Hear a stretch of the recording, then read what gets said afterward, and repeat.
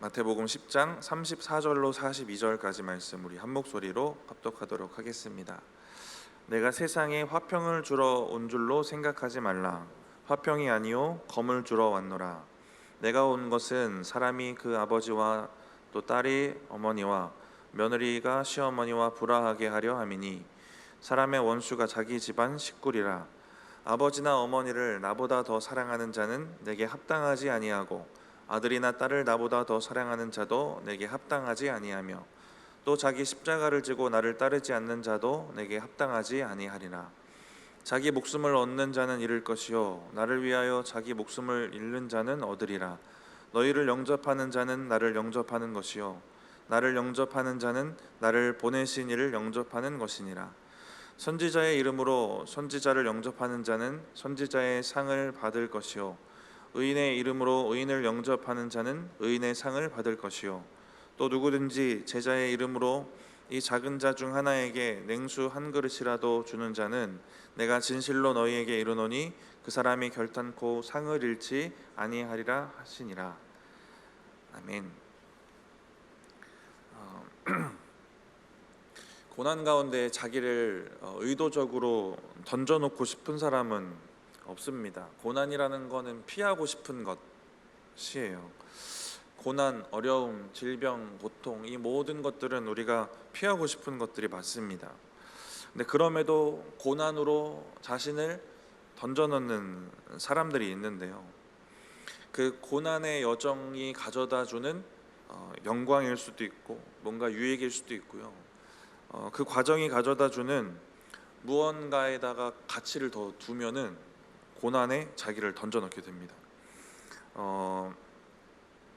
가볍게 한번 생각을 해보면 그 바다에서 그 파도에서 서핑하시는 분들 있잖아요.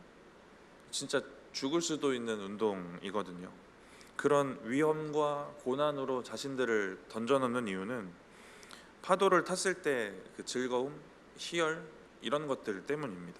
가볍게 생각해 본다면 그렇기 때문에 그 결과적인 것에 가치를 두기 때문에 고난에 자신을 던져놔요. 여기 다 어머니들 많이 계신데 임신도 그렇잖아요. 첫째를 가지고 10달 동안 고생하셨는데 또 둘째를 갖게 되는 그 고난으로 그렇게 던져놓을 수 있는 건 또 고난 후에 찾아오는 그 아이가 너무 가치 있고 또 소중하기 때문 아닙니까?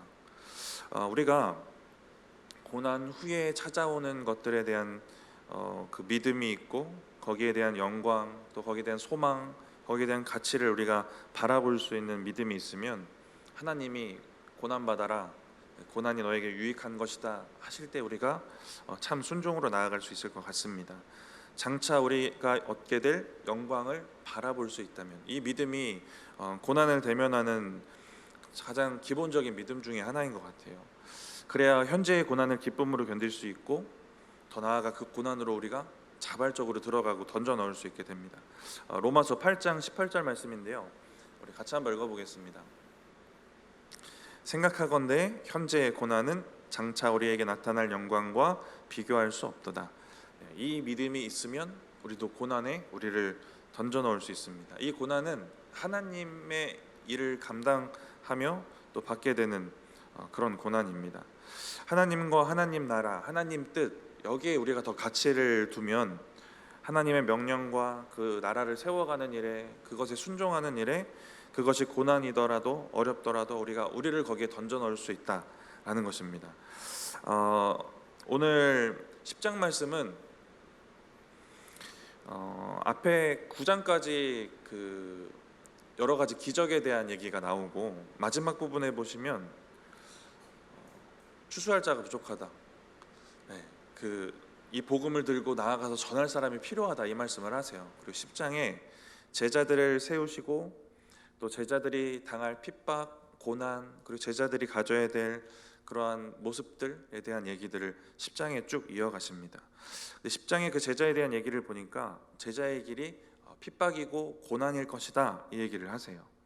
그럼에도 그 길을 가라. 그 고난에 너희들을 던져 넣으라 이 얘기잖아요. 오늘 본문 앞부분에 이런 내용이 나오고 고소당하고 채찍질 당하고 박해받을 것이다 이 내용이 나옵니다. 그래도 두려워하지 말고 자기 십자가 지고 가라. 자기 십자가에 대한 얘기가 오늘 본문이에요. 고난으로 자기를 던져 넣는 것이 제자의 길이기도 합니다. 우리가 예수님 성품 닮아가고 배우고 하는 우리의 속을 채우는 것도 있지만 또 외적으로 우리에게 찾아오는 복음을 들고 나아갔을 때 찾아오는 그러한 고난의 길이기도 해요. 제자의 길, 그렇게 제자로 부름받아서 복음 전하는 것, 그렇게 또 하나님의 나라가 확장되어 가는 것, 그렇게 하나님 말씀에 순종하는 것, 그냥 하나님 자체에 우리가 더 가치를 두면 이 제자의 길에 대한 그 모습들이 고난이어도 우리를 던져 넣을 수 있다라는 것입니다. 마태복음 9장 아까 말씀 잠깐 드렸지만 추수할 것 많은데 일꾼이 적다, 이런 말씀으로 마무리가 돼요. 그리고 제자를 세우시고 제자에 대한 얘기들이 이제 쭉 이어지게 됩니다. 그래서 오늘 본문도 제자라면 이러해야 되지 않겠냐 이런 말씀을 주시는데 같이 한번 나눠보도록 하겠습니다. 먼저는 제자의 사명을 가지고 살아갈 때 필연적으로 겪게 되는 고난에 대한 얘기를 이야기하십니다. 34절 말씀인데요, 같이 한번 읽어보겠습니다. 내가 세상에 화평을 주러 온 줄로 생각하지 말라. 화평이 아니요 검을 주러 왔노라. 내가 세상에 화평을 주러 온 줄로 생각하지 말라. 여기서 드러나는 어감은 너희가 그렇게 착각하지 말라는 거예요. 내가 화평을 주러 왔다고 착각하지 말아라, 이런 어감이거든요. 근데 제자들은 이때만 해도 이런 착각에 많이 빠져서 살았을 거예요. 예수님이 메시아로 오시면 이 땅이 정치적으로 통일이 돼서 본인들이 평화와 안정, 화평을 누리겠구나, 이 생각이 있었을 거란 말이에요. 근데 그런 착각을 하지 말라는 겁니다. 그런 일이 안 벌어질 거니까. 왜냐하면 복음이신 예수님이 복음으로 오면 영적 전쟁 시작이 되는 겁니다, 본격적으로. 그래서 갈등이 생기고 대립이 생기고 핍박받는 일이 일어나고 그 복음이 부딪히는 일이 생길 것이다 라는 얘기를 하시는 거예요. 그 일들이 필연적으로 일어나는 것이다, 이 얘기를 34절처럼 하는 겁니다. 화평이 아니라 검을 줄 것이다, 이런 얘기를 하는 거예요. 우리가 이 말씀을 오해하는 이유는 또 다른 화평이 있어서 그래요. 우리가 은혜로 받은 화평을 주러 오신 예수님이 우리와 하나님의 관계를 화해하게 하시고 그로 인해서 놀라운 화평을 누리게 하시는 그 화평과 우리가 이것을 혼동하기 때문에 그런데요. 오늘 본문은 복음이신 주님이 왔을 때 일어나는 갈등이 필연적인 것이다, 이 얘기를 하십니다. 그래서 34절에 말하는 화평은 이런 의미가 돼요. 복음 때문에 겪게 되는 갈등, 고난, 핍박을 겪지 않으려고 해서 얻게 되는 화평입니다. 거기서의 화평은 복음 때문에 겪게 되는 갈등과 고난, 핍박, 이거는 복음을 들고 가면 필연적인 건데 그거를 겪지 않으려고 했을 때, 그걸 외면했을 때 얻을 수 있는 화평이에요. 34절의 화평은 34절에 검을 주러 왔다, 내가 그렇게 하려고 왔다, 내가 옴으로써 이건 너무 필연적인 것이다, 너무 당연하게 자연스럽게 일어나는 일이다 라는 얘기를 또 주님이 하십니다. 34절에 말하는 화평을 얻는 사람, 이걸 얻을 수 있는 사람은 말씀드렸던 것처럼 그 고난과 복음 때문에 당해야 되는 핍박을 외면하는 사람들인데요. 어떻게 외면할 수 있냐면 타협하면 됩니다. 적당히 타협하면 돼요. 어떻게 이걸 피할 수 있냐면 주님이 맡기신 제자의 사명을 우리가 외면하고 감당 안 하면 됩니다. 그러면 복음 때문에 찾아오는 그런 불편함, 그런 갈등과 대립들, 어려움들, 핍박들 다 우리가 겪지 않고 이 땅에서의 육신의 화평을 누릴 수 있는 겁니다. 오늘 본문 제자들에게 주시는 말씀인데, 제자들이 제자의 사명 안 감당하려고 하면 겪지 않아도 되는 일이에요. 그럼 검이 아니라 화평 얻을 수 있습니다. 근데 그들에게 예수 그리스도로 인한 참된 화평은 없겠죠. 복음 때문에 당해야 되는 갈등과 고난, 핍박, 이것을 피하려고 타협하지 말고 이것이 너무 당연한 것이니까 잘 짊어지고 가라, 이런 얘기입니다. 근데 이어지는 35절 36절 말씀을 보면 이 얘기를 조금 더 자세하게 하시는데 예로 드시는 것이 가족 문제예요. 우리 35절, 36절 같이 읽어보겠습니다. 내가 온 것은 사람이 그 아버지와 딸이 어머니와 며느리가 시어머니와 불화하게 하려 함이니 사람의 원수가 자기 집안 식구리라. 이런 일들도 필연적으로 일어날 것이래요. 근데 35절, 36절은 예언된 말씀이거든요. 제가 본문 찾아보진 않았지만 미가서 7장에 나오는 말씀입니다. 약간 마지막 때에 대한 이미지가 있어요. 마지막 때가 되어질수록 이 복음 때문에 일어나는 갈등이 가족 간에도 심각해질 것이다 라는 얘기이기도 합니다. 그래서 21절 10장 마태복음 10장 21절에 한번 이런 비슷한 얘기를 한번 언급하시기도 했어요. 장차 형제가 형제를 아버지가 자식을 죽는 데에 내주며 자식들이 부모를 대적하여 죽게 하리라. 이 말씀을 미리 주셨습니다. 이 믿음 때문에 갈등이 생겨서 이걸 문제 삼아서 고소하기도 하고 또 죽음에까지 이르게까지 하는 이러한 심각한 갈등까지 생길 것이다 라는 얘기입니다. 세상이 복음에 대해서 이제 멸망대로 가까워질수록 악하게 반응할 것이고 이런 문제가 가정에서도 있을 것이다 라는 얘기입니다. 이 얘기를 자꾸 하시는 이유는 그럼에도 복음을 버리고 타협해서는 안 된다. 너희에게 짊어준 복음을 잘 짊어지고 가라. 이런 말씀을 주시는 겁니다. 복음을 우선순위에 잘 두고 다른 가치들과 타협하지 말라는 말씀인데요. 이런 메시지는 너무 익숙해요. 그런데 이것과 상대되는 가치가 가족이라서 우리가 고민이 생기는 겁니다. 가족 문제 하면 우리가 세워놓은 신앙, 우리가 세워놓은 기준 이런 것들이 너무 쉽게 무너지거든요. 제가 신앙생활 저보다 당연히 오래 하셨겠지만 저도 사역을 오래 하면서 많이 봐왔던 이런 부분들이에요.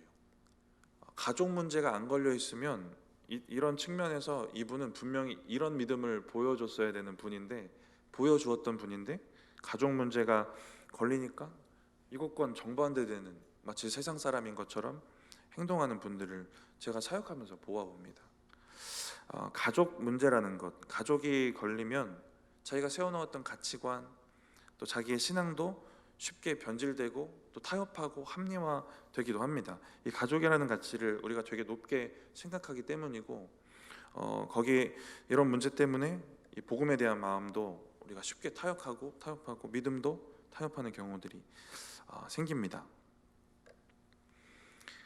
우리가 이렇게 취약한 부분이기 때문에 이걸 또 말씀 가운데 예를 들어서 설명해 주시는 것 같아요. 그럼에도 복음보다 앞설 수 없다 이 말씀을 주십니다. 이런 일들이 필연적으로 일어날 것이다. 그럼에도 복음보다 앞설 수 없다.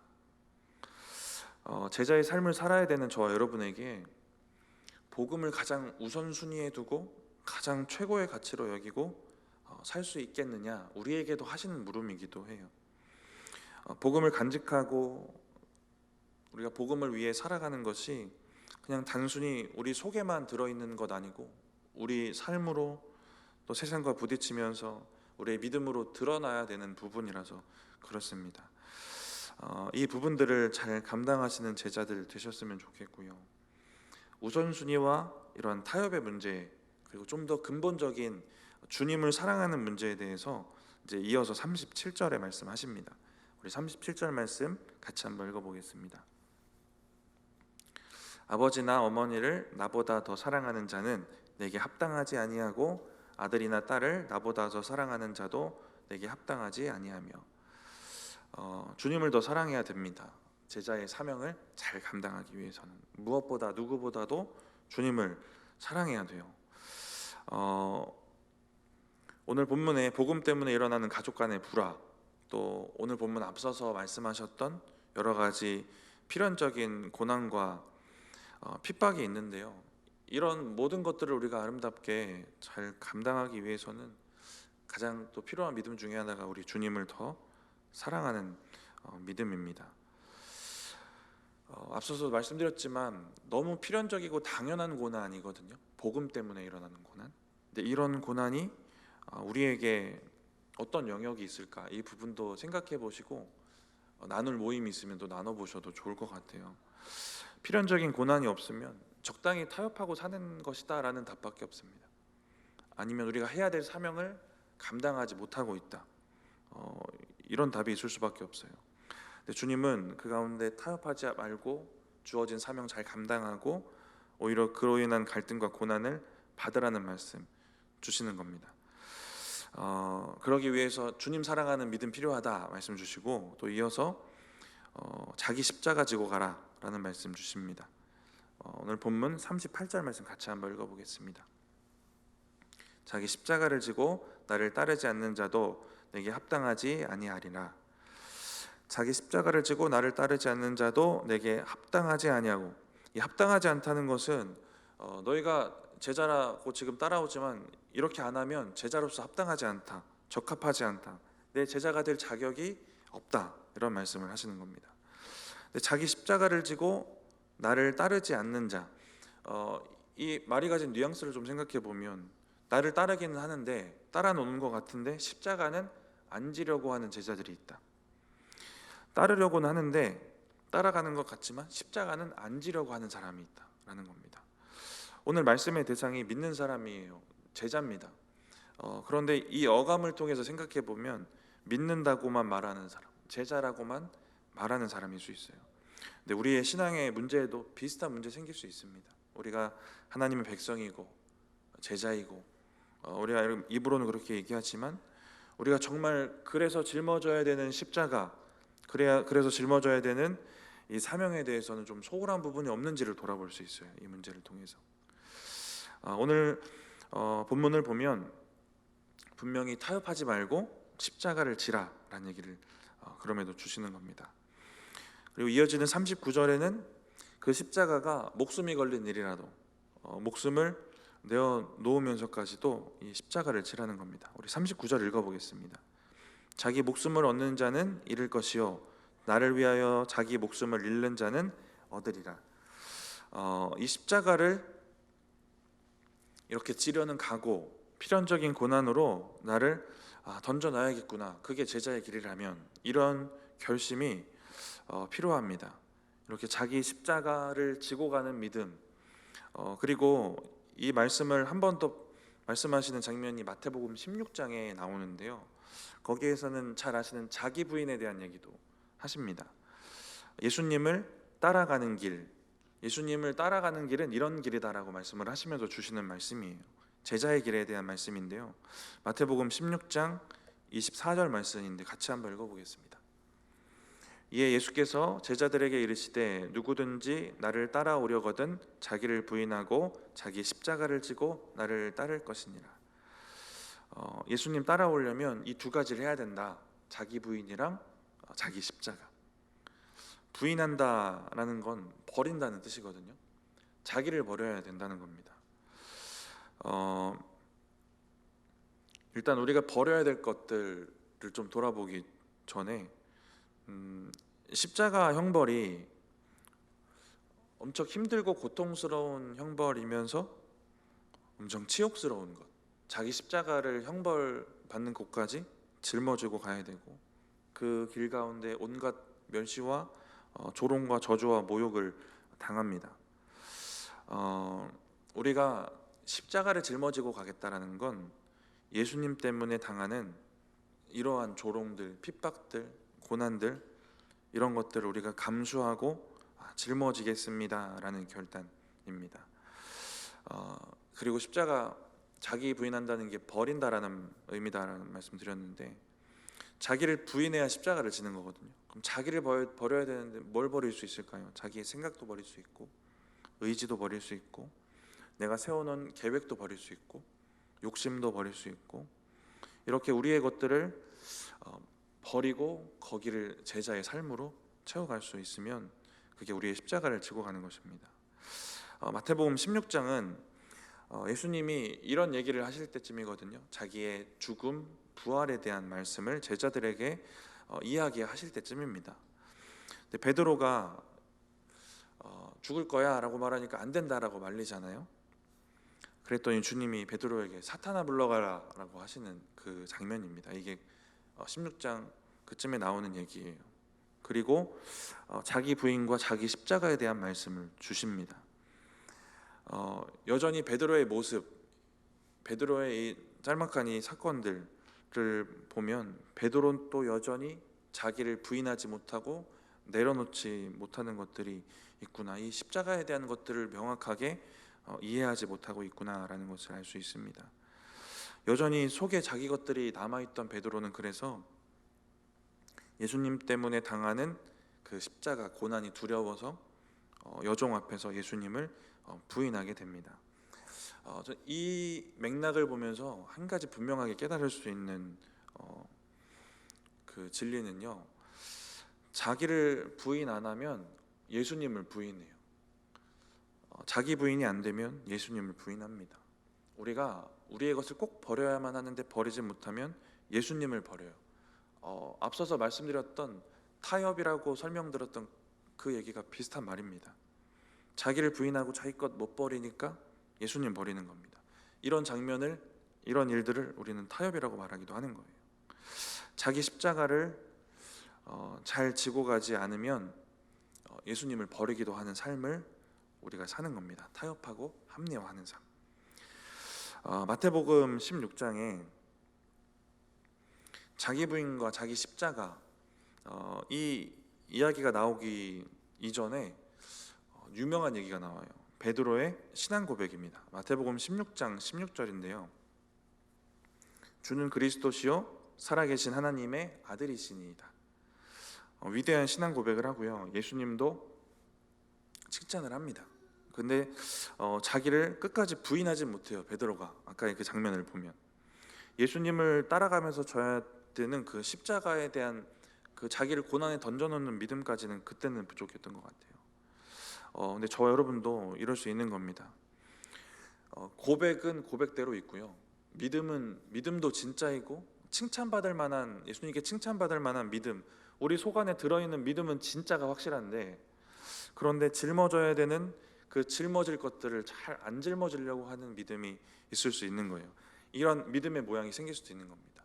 베드로가 고백했던 믿음의 고백, 그 믿음도 너무 귀하고 소중하고 예수님이 칭찬까지 하셨잖아요.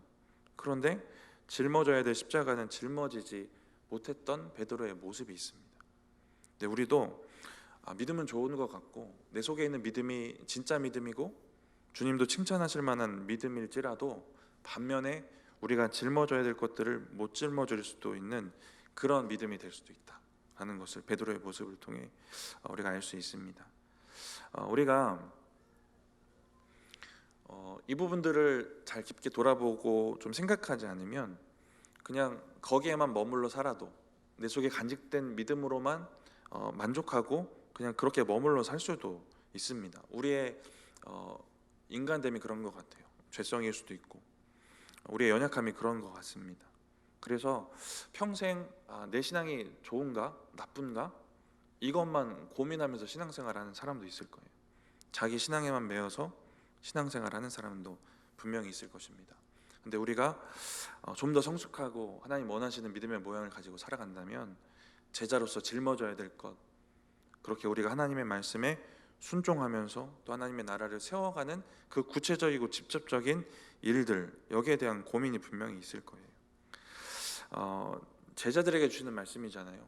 가장 예수님 가까이 따라가고 있지만 베드로처럼 진짜 좋은 믿음도 고백했지만 여전히 자기 욕심과 생각을 가지고 결정적인 순간에는 타협하고 예수님을 버리는 그러한 믿음이 있을 수도 있다라는 것들을 우리가 깊게 돌아보았으면 좋겠습니다. 예수님도 그 제자들에게 이런 필연적인 고난이 올 것이다라는 얘기를 오늘 본문도 그렇고 되게 반복적으로 많이 말씀하시거든요. 특히 요한복음을 보시면 요한복음에는 예수님의 유언과도 같은 이야기, 유언과도 같은 기도가 길게 기록되어져 있거든요. 그 중에 15장을 보시면 필연적인 핍박에 대해서 여기서도 말씀을 하세요. 세상이 나를 미워한 것 같이 너희를 미워할 것이다, 이런 얘기를 쭉 하시는데요. 그리고 이어지는 16장에 이런 얘기도 주세요. 결국 그러나 너희는 승리할 것이다 라는 얘기를 주십니다. 요한복음 16장 33절입니다. 같이 한번 읽어보겠습니다. 이것을 너희에게 이르는 것은 너희로 내 안에서 평안을 누리게 하려 함이라. 세상에서는 너희가 환난을 당하나 담대하라. 내가 세상을 이기었노라. 아멘. 세상에서는 너희가 환난을 당하나, 환난은 너희에게 필연일 것이다. 그러나 담대하라. 내가 세상을 이기었노라. 이런 말씀 주시는 겁니다. 바울도 비슷한 얘기를 해요. 디모데후서 말씀에 필연적인 고난에 대한 얘기를 합니다. 필연적인 고난을 너희가 받아야 된다, 이 얘기를 해요. 복음과 함께 고난을 받으라. 디모데후서 1장에 그런 얘기를 해요. 그리고 이어져 나가는 그 말씀들을 디모데후서를 쭉 읽다 보면 최후의 승리, 부활에 대한 이야기를 또 이어서 하기도 합니다. 예수님도 그렇고요, 바울도 분명하게 얘기하는 것처럼 우리가 예수님을 제대로 믿고 따라가는 제자면 환난과 고난에 놓이게 되는 건 너무 당연한 일이기도 합니다. 근데 또한 우리가 하나님이 주시는 그 승리가 있다라는 것도 우리가 확신하고 믿고 나아가셨으면 좋겠습니다. 바울이 너희가 복음을 위해 고난을 받아라, 그리고 뒤에 승리와 또 부활에 대한 얘기를 또 이어서 주시는데 이런 얘기를 해요. 주와 함께 죽으면 또한 함께 살 것이다. 이런 소망의 말씀을 줍니다. 약속된 승리, 부활에 대한 소망, 이런 소망에 대한 것들에 우리가 더 가치를 두면 복음으로 인한 고난에 우리를 던져 넣을 수 있다라는 것입니다. 명확하게 우리가 한 번만 더 좀 정리해 보고 싶은 건 자기 십자가가 무엇인가입니다. 일단 마태복음을 보면 주님을 따르기 위해 짊어지는 것, 주님을 따르기 위해 여기에도 중점이 있는 것 같아요. 내 목숨보다 주님 따르는 것을 소중하게 여기는, 믿음을 가지고 주님을 따르기 위해서 다른 어떤 것보다 주님 더 사랑하고 또 그렇게 주님 따르기 위해 짊어지는 것이 자기 십자가인데, 그럼 그래서 뭘 짊어지라는 것인가? 제가 어렸을 때 또 부흥회도 자주 막 동네 부흥회도 다니고 막 이랬거든요. 그런 부흥회 강사님들을 통해서 많이 들었던 이야기 중에 하나이기도 하고, 옛날 어렸을 때 교회 권사님들도 이런 얘기를 서로 농담 삼아 하시더라고요. 자기 십자가가 남편이다, 이런 얘기를 제가 많이 들었거든요. 부흥회 강사님 통해서 듣고, 그리고 권사님들 얘기하신 얘기 속에서도 농담 삼아 하시는 이야기였겠죠. 이런 얘기들 많이 하시더라고요. 남편이 십자가랍니다. 제가 남편이었던 적이 없어가지고 그 느낌을 잘 모르겠는데 남편이 십자가래요. 남편이 십자가입니까? 이게 짊어지는 게 남편일까요? 네, 여기서부터가 중요한데요. 우리가 짊어지는 십자가, 이건 우리가 뭔가 피하고 싶고 짊어지기 막 어렵고 부담스럽고 고통을 주는 그 문제 자체가 아니에요. 그 문제 자체가 남편이어도 그 문제 자체가 우리의 십자가가 아닙니다. 예수님을 먼저 생각해 보면요, 예수님은 그저 짊어지기 어려운 것, 고통스러워서 막 피하고 싶은 것, 이게 그냥 예수님이 지고 가신 예수님의 그 십자가가 아니었어요. 어려움에도 또 고통스러운 길임에도 우리를 사랑하셔서 구원하라고 하시는 하나님의 말씀에 순종하고 가신 것이 십자가입니다. 네, 남편 이야기로 정리해드리면 잘 정리가 될 것 같은데요. 그러니까 남편 자체는 십자가가 아니고요. 그럼에도 남편이 십자가 같아도 그럼에도 남편을 사랑해라, 존중해라, 섬겨라 하시는 주님의 말씀이 우리가 짊어질 십자가가 되는 겁니다. 그 고통 자체, 그것 자체가 십자가가 아니라는 거예요. 그런 고통스러운 상황, 말씀대로 살기 위해 고통스러운 상황을 마주했을 때 말씀대로 살아라 하시는 그 하나님의 말씀이 십자가인 겁니다. 자기를 부인해서 순종할 수 있는 하나님의 말씀이 십자가예요. 그렇기 때문에 십자가 짊어지는 것이 어떻게 가능하냐면 십자가는 십자가로 짊어지는 겁니다. 예수님이 짊어진 십자가에 우리가 주님과 하나 되면 가능해요. 거기에 우리의 옛사람 못 받고 우리의 죄를 못 박으면 가능해지는 겁니다. 하기 싫은 거, 내가 싫은 것, 짊어지기 고통스러운 게 십자가가 아니라 그 삶 속에서 하나님의 말씀대로 살려는 것이 자기 십자가가 되는 겁니다. 그것이 십자가의 은혜로 또 주님과 온전히 연합할 때 또 가능해진다라는 거예요. 정리해 보면 자기 십자가, 우리가 짊어지는 십자가는 주님의 말씀대로 살겠다는 우리의 고백이 되기도 하고요, 주님과 하나가 되었다는 연합의 증거이기도 합니다. 그리고 이미 승리하신 승리로 나아가는 것이기도 해요. 이렇게 생각하면 이 십자가는 너무 귀한 겁니다. 십자가 생각하면 드는 느낌이 고통스럽고 피하고 싶은 것일 수는 있겠지만 이 의미를 이렇게 생각해 보면 너무 귀한 것들이에요. 그래서 우리가 기쁨과 영광으로, 감사와 은혜로 짊어지면서 나아가야 되는 겁니다. 예수님 당시에 십자가의 형벌을 아까도 잠깐 생각해 봤지만 너무 괴롭고 참혹하고 잔인한 형벌이에요. 누구나 피하고 싶었을 것 같고요. 제가 이런 생각을 해봤거든요. 그 십자가를 지고 가는 죄인들이 어떤 마음이었을까라는 생각을 했습니다. 어떻게든 피하고 싶은 마음이 있었을 것이고, 이렇게까지 고통당해야 되나 하는 억울함이 있었을 것 같기도 합니다. 억울한 마음, 피하고 싶은 마음. 근데 이 마음들을 좀 생각하면서 이런 생각을 했어요. 내가 하나님이 나에게 허락하신 십자가를 짊어지고 가는데 억울한 마음, 피하고 싶은 마음으로 짊어지고 가면 거룩하고 정말 귀하고 영광스러운 십자가를 그 당시 형벌처럼 짊어지고 가는 것밖에 안 되겠구나 라는 생각이 들었습니다. 감사와 영광으로 짊어져야 되는 이 십자가를 고통과 형벌로만 지고 가면 정말 불쌍한 삶 아니겠습니까? 자기 십자가를 지는 것이 참 순종이고 참된 연합이고 또 승리의 영광으로 가는 우리의 믿음의 고백, 참된 믿음의 고백 되었으면 좋겠습니다. 귀하게 잘 짊어지고 가셨으면 좋겠어요. 이것이 옛날 형벌처럼 무겁고 두려운 것으로만 여겨지지 않도록 잘 기쁨으로 짊어지고 가시는 저와 여러분들 되시기 바랍니다. 40절 말씀 같이 한번 읽어보겠습니다. 너희를 영접하는 자는 나를 영접하는 것이요 나를 영접하는 자는 나를 보내신 이를 영접하는 것이니라. 나를 영접하는 자는 나를 보내신 이를 영접하는 것이, 예수님을 영접하는 자는 예수님 보내신 하나님을 영접하는 것이다. 그리고 제자들을 영접하는 사람들은 예수님을 영접하는 것이다 라는 것이고요.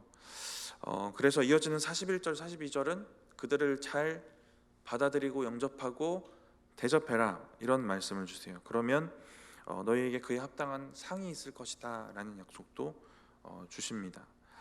우리가 직접 복음을 들고 나아가는 사람이 될 수도 있고요, 그런 제자의 삶, 그런 십자가가 우리에게 있을 수도 있고, 우리가 그런 사람들을 돕고 대접하는 그런 것들을 우리가 또 짊어지고 가야 되는 사람일 수도 있습니다. 그 어떤 모양이든지 우리가 하나님 앞에 아름답게 잘 짊어지고 가셨으면 좋겠고요. 복음을 전하는 삶을 대접하는 것, 그렇게 살아가는 것도 하나님이 동일하게 복음 전하는 자로 여겨주신다라는 말씀이 요한 3서 말씀에 있습니다. 제가 찾아오진 않았는데 그 요한이 그 가이오를 칭찬하면서 했던 말 중에 그 일이 하나님의 일에 동참하는 것이다 라는 얘기를 하거든요. 근데 가이오도 어떤 사람이었냐면 순회 복음 전도자를 잘 대접하던 사람이었습니다. 근데 그 당시 그 교회의 상황은 순회 복음 전도자를 대접하지 말자라는 여론을 교회의 중요한 지도자가 얘기했던 상황이에요. 그러니까 다 막 반대하는 상황에서 혼자만 그러는 건데 그 반대하는 사람들이 또 교회 사람들인 겁니다. 그 믿음을 지키기 너무 어려운 상황에서도 자기의 고백을 드려서 그러한 믿음을 가지고 복음 전도자들을 대접했던, 오늘 말씀처럼 복음 전도자를 대접했던 사람이 있었다라는 겁니다. 여러분도 하나님의 일을 감당함에 있어서 타협하지 않고 다른 것 바라보지 않고 오직 또 적극적으로 이것들을 잘 감당하고 나아가셨으면 좋겠습니다.